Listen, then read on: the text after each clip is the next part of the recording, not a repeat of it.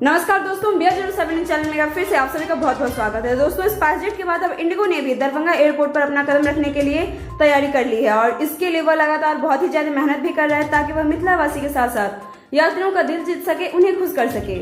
और एयरपोर्ट पर इंडिगो पहली बार 5 जुलाई को आएगी और उसने इसके लिए मुख्य शहर चुना है, वो है हैदराबाद एवं कोलकाता। और इसके साथ साथ इंडिगो के कई कनेक्टिंग फ्लाइट भी हैं। तो दोस्तों, मिथिला के कई अन्य शहरों तक पहुंचेगी फ्लाइट और अब मिथिला से रायपुर पहुंचना आसान हो सकेगा। दरभंगा एयरपोर्ट से इंडिगो ने कनेक्टिंग फ्लाइट के जरिए रायपुर तक का फ्लाइट चालू किया है।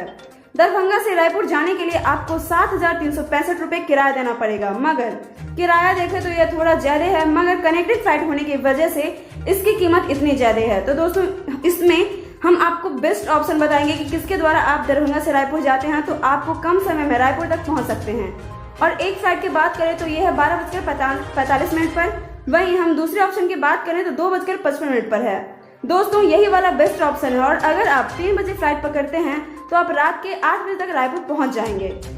लेकिन यहाँ पे दिक्कत वाली बात यह है कि दोस्तों, जब दरभंगा से हैदराबाद आप पहुंचेंगे तो वहां पर आपको 3 घंटे रुकना पड़ेगा।